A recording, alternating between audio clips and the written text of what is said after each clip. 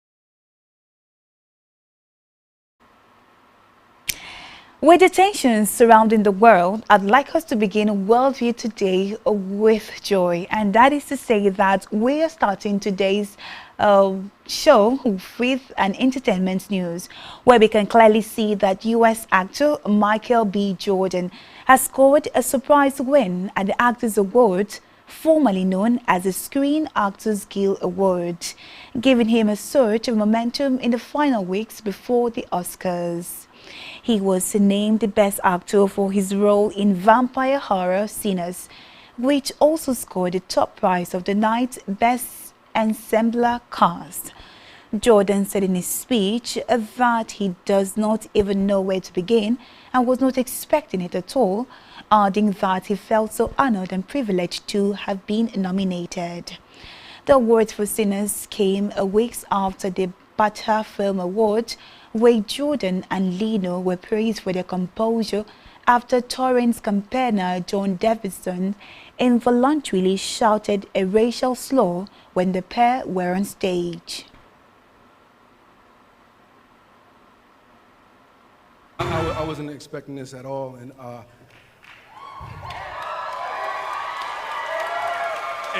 just want to quickly say that I'm so honored and privileged to be nominated in categories with people and actors and humans that I love, and I love their work and what you contribute to our craft. And this ride has been unbelievable. So thank you for welcoming me in and making me feel seen, bro. And y'all know how I feel about y'all.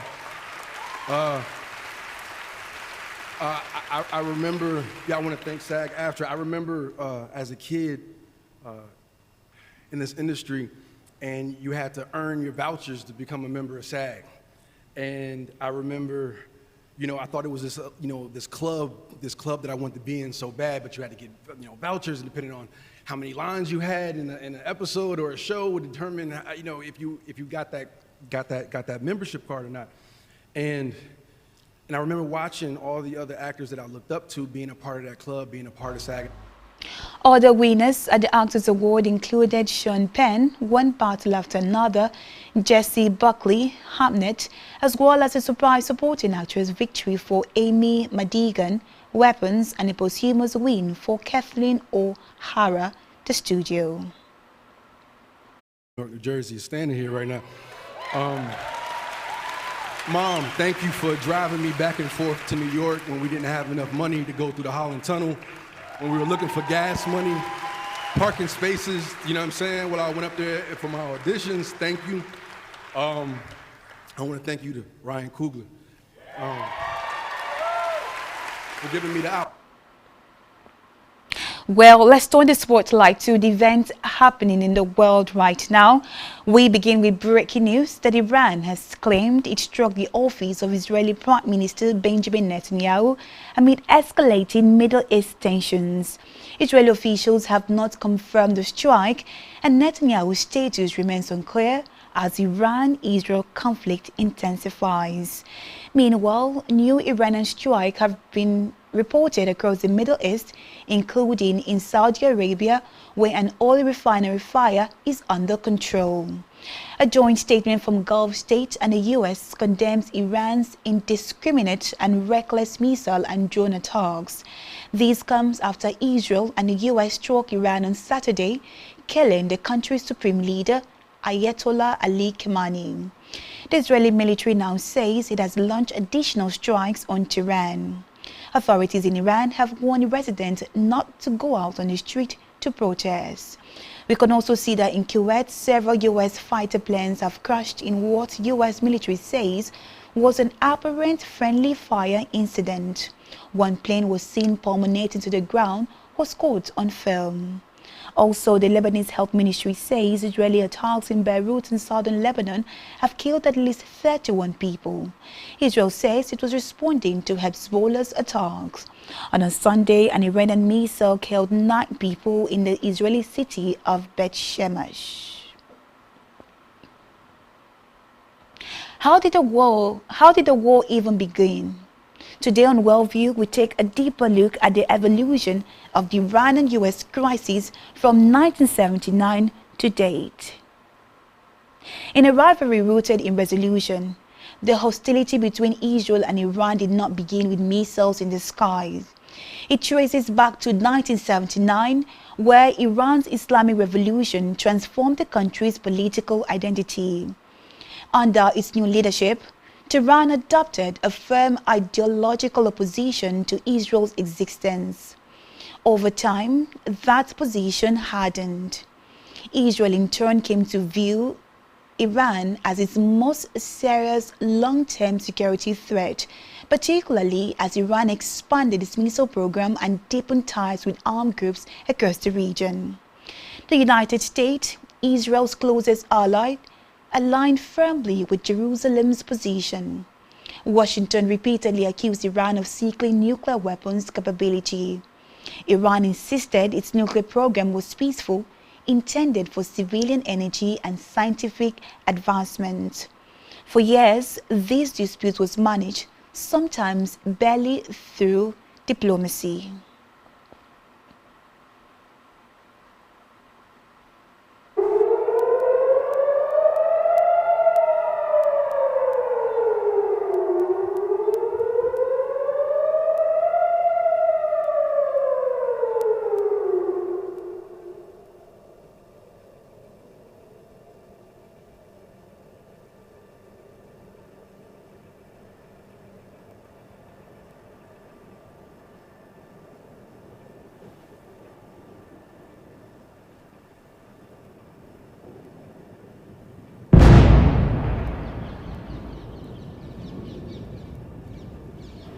Through 2025 and into early 2026, interred negotiations resumed between the United States and Iran. Talks were mediated by regional actors such as Oman, and sessions were held in diplomatic hubs like Geneva. The aim was familiar: curb Iran's uranium enrichment in exchange for sanctions relief. Iran's Foreign Minister Abbas Araghchi led Tehran's negotiating team. Iran demanded recognition of its right to enrich uranium at low levels for peaceful purposes, similar to provisions under the 2015 nuclear deal. It also sought meaningful sanction reliefs, access to frozen oil revenues, and economic reintegration. Tehran drew a red line: no negotiation on its missiles program or regional alliance. Let's take a listen from Abbas Araghchi. Iran has consistently pursued a strategy aimed at the peaceful use of nuclear energy, while demonstrating readiness to the nature of its nuclear program and to ensure its exclusively peaceful character. It was on this basis that Iran entered into nuclear negotiations and has continued until very today. A review of the course of these negotiations speaks volumes. The Islamic Republic of Iran has consistently affirmed that it neither seeks to manufacture nor to acquire nuclear weapons, which have no place whatsoever in Iran's national security doctrine. This position is rooted in our defense policy and reinforced by clear religious boundaries prohibiting weapons of mass destruction. Mr. President, lasting agreements can only be achieved through mutual balanced commitments and respect for the legitimate rights of nations. The Treaty on the Non-Proliferation of Nuclear Weapons explicitly recognizes the inalienable rights of all state parties. In Washington, under President Donald Trump, the demands were far broader. The U.S. insisted on a complete and permanent halt to uranium enrichment, strict limit on ballistic missiles, and unrestricted inspections by the International Atomic Energy Agency.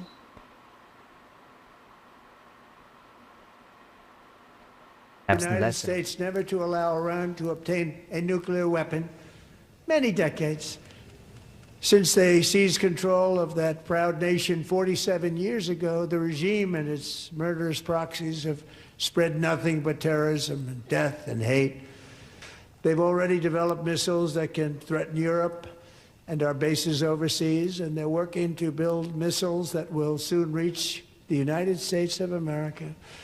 After Midnight Hammer, they were warned to make no future attempts to rebuild their weapons program, and in particular, nuclear weapons. Yet they continue, starting it all over. We wiped it out, and they want to start all over again, and are at this moment again pursuing their sinister ambitions. We are in negotiations with them. They want to make a deal, but we haven't heard those secret words. We will never have a nuclear weapon.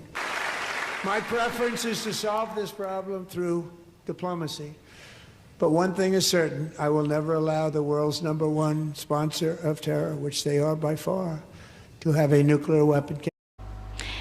Each side claimed it was defending global security. Each side believed the other was refusing compromise. By late February 2026, negotiators were reportedly close to drafting a framework. But critical disagreement over enforcement and verification remained unresolved.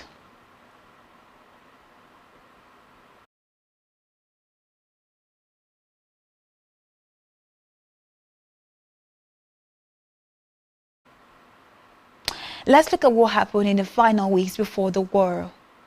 In the final weeks, victory sharpened. President Trump warned of decisive action if Iran did not accept new terms. Iranian officials responded that they would not bow to what they described as excessive demands. Then came the turning point.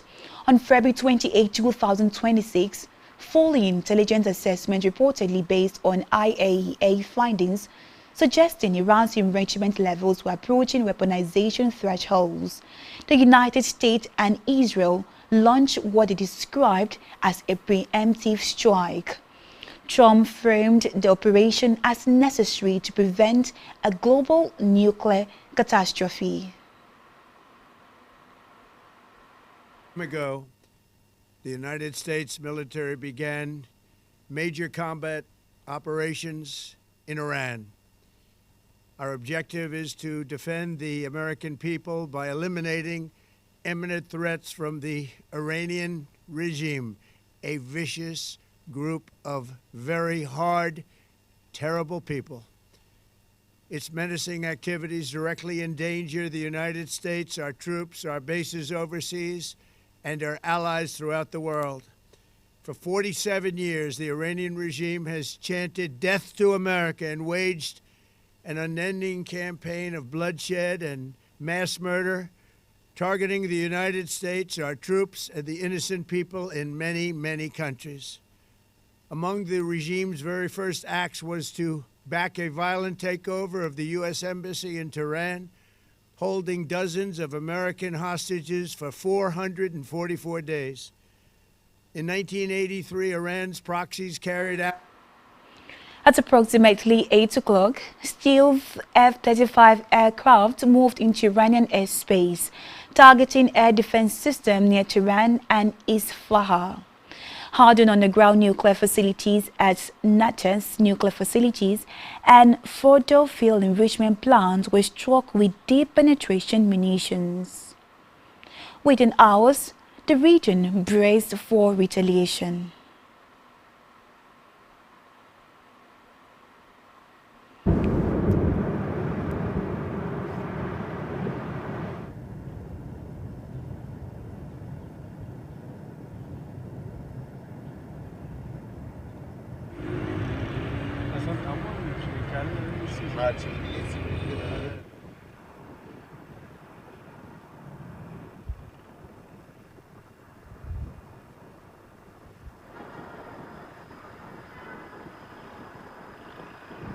הבוקר במתקפת פתע עוצמתית השמדנו בלב טהרן את המתחם של הרודן חמינאי.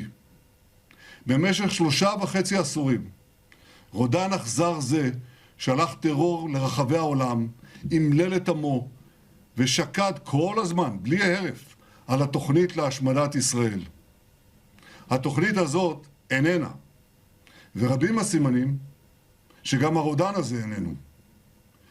אני מודה לידידי הנשיא דונלד טראמפ על מנהיגותו ההיסטורית. הוא מנהיג שעומד במילתו. שוחחתי איתו שוב הבוקר, ואני מברך על שיתוף הפעולה ההדוק בינינו. שיתוף פעולה שהביא את הברית בין ישראל לארצות הברית לשיא של כל הזמנים. The conflict began in tense where, in the early hours of March 1st, Iran launched ballistic missiles and drones towards U.S. and Israeli positions across the Middle East. This included bases in Qatar, Kuwait, and Bahrain. Missiles struck Israeli territory, including cities such as Tel Aviv and Beit Shemesh.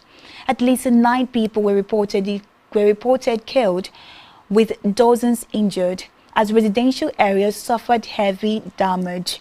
Emergency sirens, collapsing buildings, and frantic rescue operation filled global news feeds. The shadow war had become a direct one. Meanwhile, U.S. Central Command shared 3 U.S. servicemen were killed in action and 5 are seriously wounded as part of Operation Epic Fury. President Trump posted a new video to his true social media, acknowledging for the first time on camera the death of 3 U.S. troops killed during the U.S. operation against Iran over the weekend. Over the past 36 hours, the United States and its partners have launched Operation Epic Fury, one of the largest, most complex, most overwhelming military offensives the world has ever seen. Nobody's seen anything like it. We have hit hundreds of targets in Iran, including Revolutionary Guard facilities, Iranian air defense systems. Just now it was announced that we knocked out 9 ships plus their naval building, all in a matter of literally minutes. Iran's formerly supreme leader, Ayatollah Khamenei, is dead.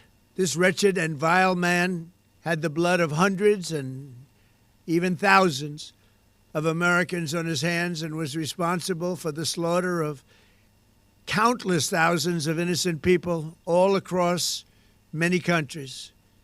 Combat operations continue at this time in full force, and they will continue until all of our objectives are achieved. We have very strong objectives.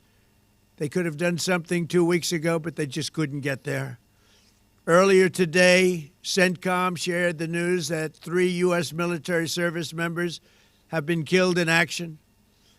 As one nation, we grieve for the true American patriots who have made the ultimate sacrifice for our nation, even as we continue the righteous mission for which they gave their lives.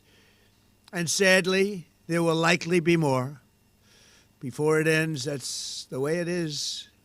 But America will avenge their deaths and deliver the most punishing blow to the...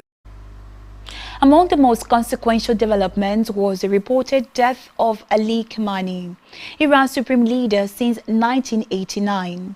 Iranian state media confirmed that his secured residence in Tehran had been hit during the opening strikes. He was reportedly killed alongside senior military officials and family members.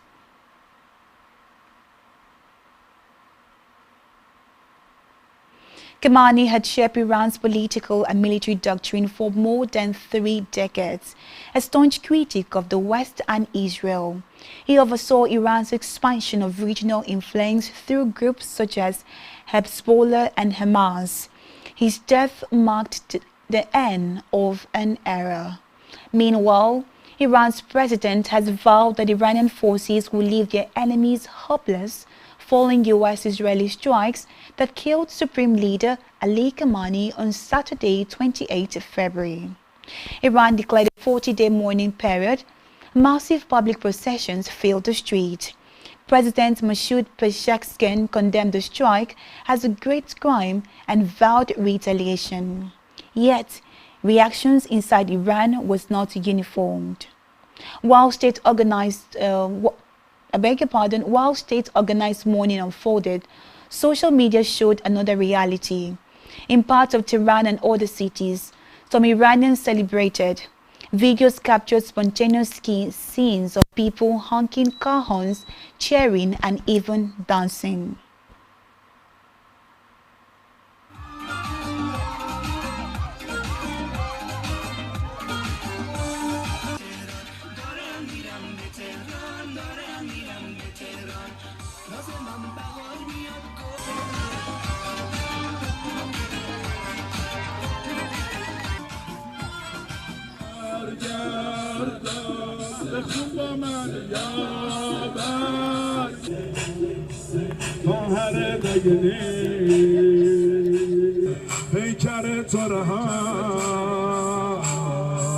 السلام على من دفن اهل قرى نمیدونیم چقدر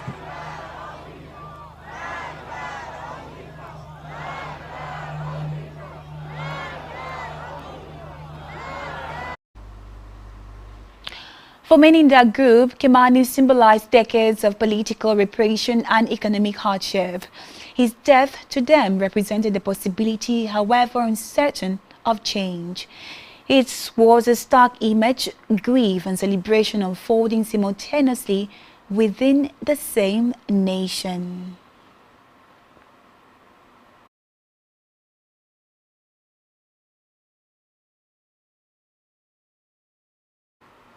We'll take a quick break right now. When we return, we'll turn the spotlight to the situation in Afghanistan and Pakistan. This is Worldview on Spectrum TV. Please stay tuned.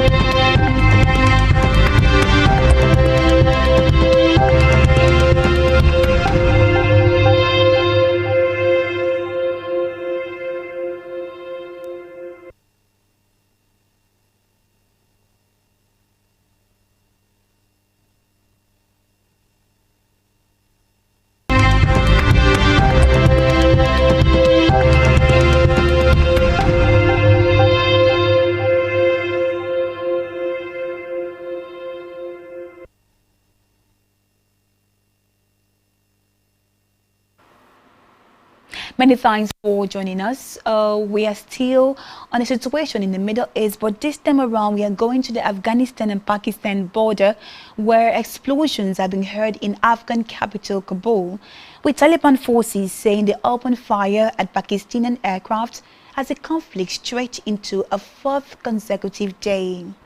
Afghanistan Taliban government said its forces deployed anti-aircraft and missile defense systems against Pakistani jet that entered Afghan airspace early on Sunday morning. This included thwarting an attempted Pakistani strike on Bagram, the former U.S. military base north of Kabul that U.S. President Donald Trump expressed interest in reoccupying last year. To give us further insight on this matter, I'm privileged to speak with Mohammed Reza Hadira, a former provincial reporter, Radio Television, Afghanistan. Escalation between Pakistan and Afghanistan, the result of a long history of mistrust, resolved political disputes.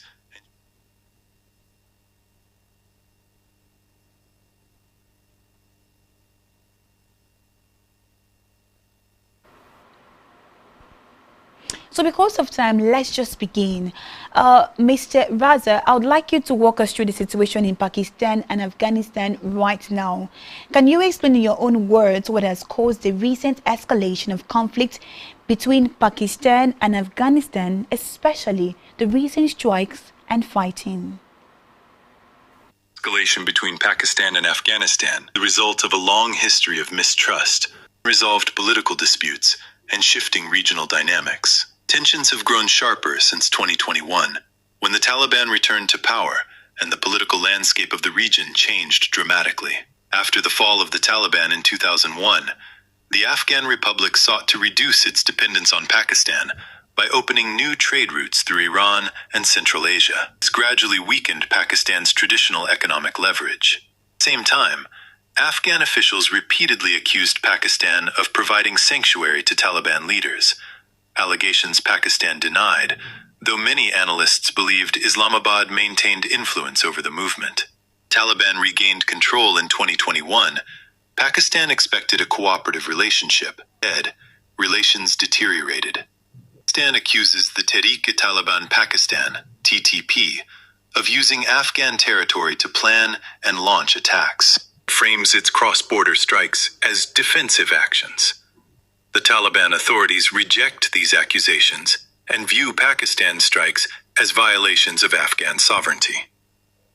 Another factor is the Taliban's effort to diversify their foreign relations, including outreach to regional powers such as India, which has made Pakistan uneasy.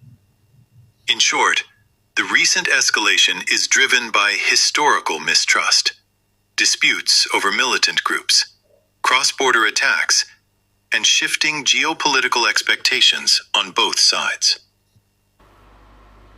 Thank you so much, Mr. Reze. Now, judging from your last words, the recent escalation is driven by historical mistrust, disputes over militant groups, cross-border attack, and shifting geopolitical expectations on both sides.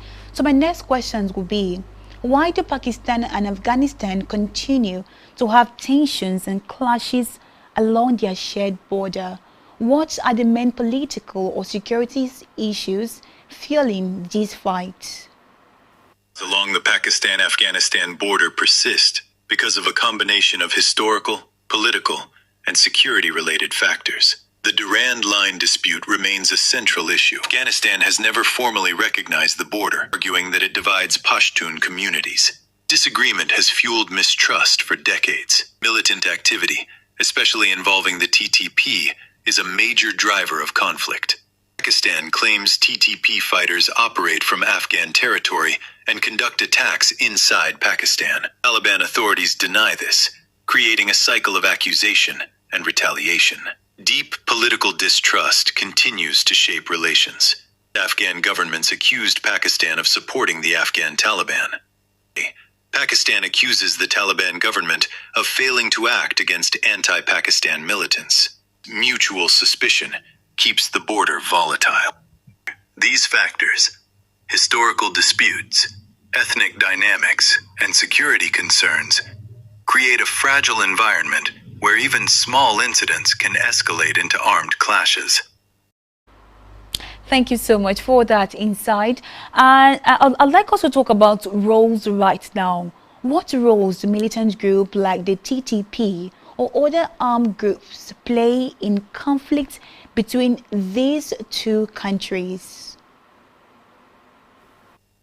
Militant groups play a central and structural role in the tensions between Afghanistan and Pakistan. The 1,500-kilometer border runs through rugged tribal regions where state authority has historically been weak. This geography has long allowed armed groups to move, reorganize, and find refuge. During the Afghan Civil War and the rise of the Taliban in the 1990s, this frontier became safe corridors for various factions. Time, these areas evolved into zones where multiple militant networks operated with relative freedom. The TTP is at the heart of the dispute. Pakistan accuses the group of using Afghan territory to plan attacks, while the Taliban authorities reject these claims and highlight their own concerns about cross-border threats. The presence of such non-state actors blurs the line between domestic and regional security issues. Activities fuel mistrust, trigger border skirmishes, and complicate diplomatic engagement. Since militant groups are not a secondary factor, they're core drivers of instability in Afghanistan-Pakistan relations. Thank you so much, Mr. Reza. Judging from what you just said, are you trying to say, or to follow up on your last word, it says here that militant groups are not a secondary factor. They are one of the core drivers of instability in Afghanistan and Pakistan reaction. So my next questions will be, in that light, how do the governments of Pakistan and Afghanistan justify the military actions or responses? And also, what reason does each provide for their decisions? Justify their military actions through security narratives. Their perspectives differ sharply. Pakistan's position is that militant groups, particularly the TTP, operate from Afghan territory and pose a direct threat to Pakistan's internal security. Islamabad argues that cross-border strikes are defensive measures aimed at preventing attacks and pressuring the Taliban authorities to take action against these groups. Taliban authorities in Afghanistan reject these accusations and frame Pakistan's strikes as violations of Afghan sovereignty. They argue that Pakistan's actions undermine regional stability and that Afghanistan has the right to respond to any breach of its territory. Behind these official narratives lies a deeper layer of geopolitical tension, and expected the Taliban government to align closely with its strategic interests after 2021. Taliban's independent foreign policy, including outreach to regional rivals like. Thank you so much, Mr. Reza. Before I let you go, I'd like to ask you this final question. Do you think there is a realistic path to peace between Pakistan and Afghanistan? And what would have to happen for the fighting to stop? Governments justify their military actions through security narratives. Their perspectives differ sharply. Pakistan's position is that militant groups, particularly the TTP, operate from Afghan territory and pose a direct threat to Pakistan's internal security. Islamabad argues that cross-border strikes are defensive measures aimed at preventing attacks and pressuring the Taliban authorities to take action against these groups. Taliban authorities in Afghanistan reject these accusations and frame Pakistan's strikes as violations of Afghan sovereignty. They argue that Pakistan's actions undermine regional stability and that Afghanistan has the right to respond to any breach of its territory. Behind these official narratives lies a deeper layer of geopolitical tension, and expected the Taliban government to align closely with its strategic interests after 2021. Taliban's independent foreign policy, including outreach to regional rivals like India. Thank you so much for that detailed explanation. We'll wrap it up from here. And judging from your last words, if these elements come together, the two countries could move towards a more stable and cooperative relationship. Hopefully, the elements come together for the entire Middle East region as well. And that's to say that we've come to the end of our show today on a Worldview. A lot is happening, and for you to stay updated, you have to follow us on all our social media handles. You can either go to our YouTube page at Spectrum TV, or you can go to our website at www.spectrumtvlive.ng and catch up with trending events happening in the world. My name is Emedion James, and it was an awesome time spending my last 30 minutes with you. Do enjoy the rest of your day. Bye for now.